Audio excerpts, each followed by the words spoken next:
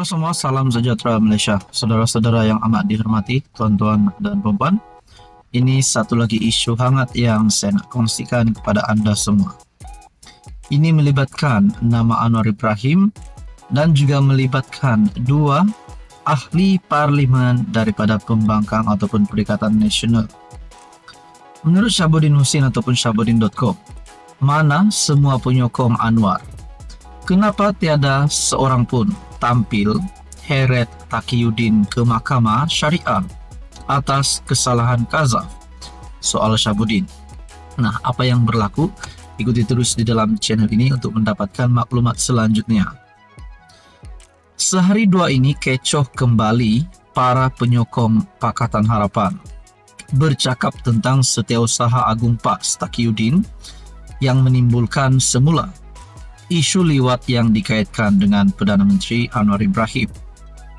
Difahamkan beliau bercakap mengenai isu berkenaan ketika berceramah dalam kempen PRK Kuala Kubu Baharu baru-baru ini. Paling banyak mereka mengaitkan perbuatan Taqiyuddin ialah dengan kesalahan qazaf, iaitu menuduh seseorang dengan dakwaan melakukan zina atau liwat dengan tujuan menghina tanpa mengemukakan 4 orang saksi. Selain itu, tidak kurang yang menyerang Taqiyuddin dengan amalan politik murahan dan bermulut puaka kerana mengitar semula pertuduhan yang konsisten dinafikan Anwar sejak dulu sebagai fitnah untuk membunuh masa depan politiknya. Sebenarnya apa yang dilakukan Taqiyuddin bukanlah sesuatu yang asing dalam Blok PN. Sebelum itu, Naib Presiden Bersatu merangkap ahli Parlimen Putrajaya Muhammad Razzi Jidin telah secara terbuka dan terang-terangan menyerang Anwar sebagai peliwat di dalam Parlimen. Nah, saudara-saudara, sebelum saya meneruskan, yang menjadi persoalannya adalah adakah dua ahli Parlimen daripada Perikatan Nasional ini, Taqiyuddin daripada PAS dan Razzi Jidin daripada Bersatu, akan disaman oleh Anwar Ibrahim sendiri ataupun pihak Anwar Ibrahim sendiri dan mengheret mereka kedua di mahkamah sehingga mampu mereka berisiko untuk ditangkap masuk penjara. Nah, kalau disaman, siapa yang nak saman dan berapa yang mereka nak saman kedua-dua ahli parlimen PN ini? Kerana perkara ini amat sensitif.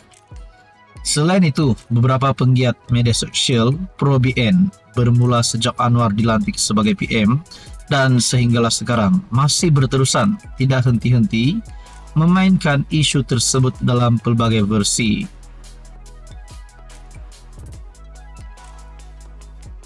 Sebelum ini, memang Anwar beberapa kali membawa kes qazaf ke mahkamah terhadap mereka yang menuduh dan mengaitkannya dengan pertuduhan liwat.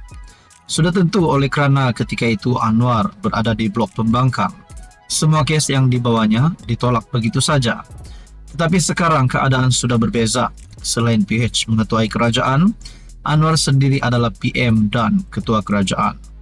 Oleh yang demikian, kenapa masih dibiarkan banyak pihak terus menuduh Anwar dengan perbuatan liwat, walhal mereka tidak pun pernah mengemukakan 4 saksi?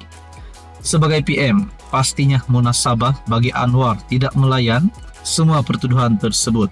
Tetapi takkan para penyokong Anwar dalam PH, PKR, pelbagai NGO dan orang perseorangan yang setia menyokongnya masih sampai hati hanya duduk diam.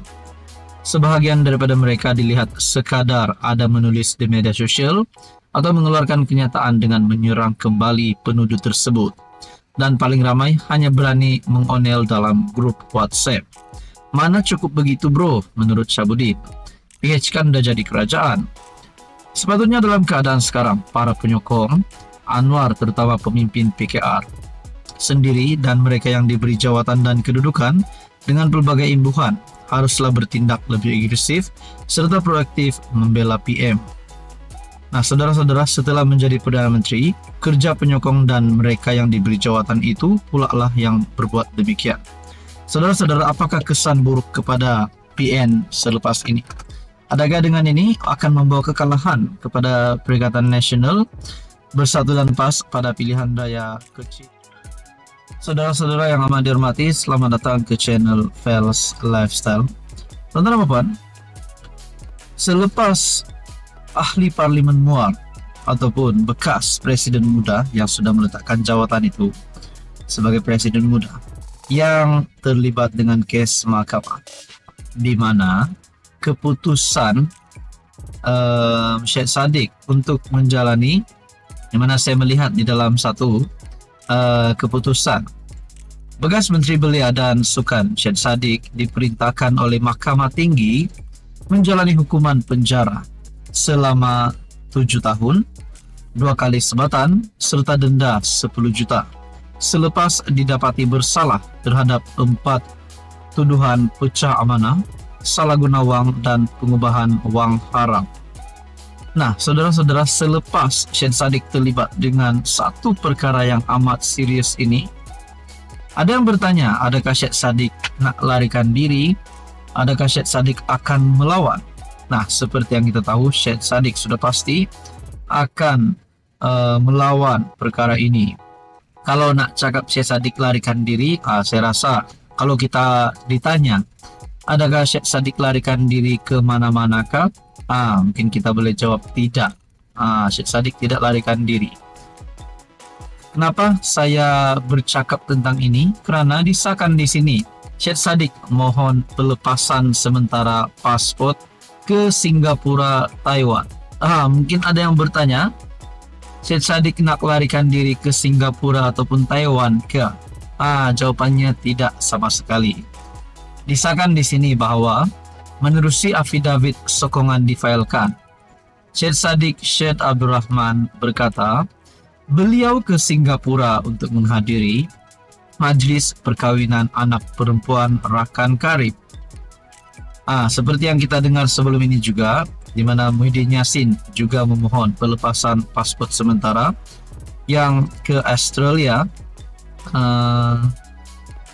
kerana ingin melawat keluarganya di sana, yaitu kakak Muhyiddin Yassin sendiri yang saya difahamkan melawat kakaknya yang menghidap kanser.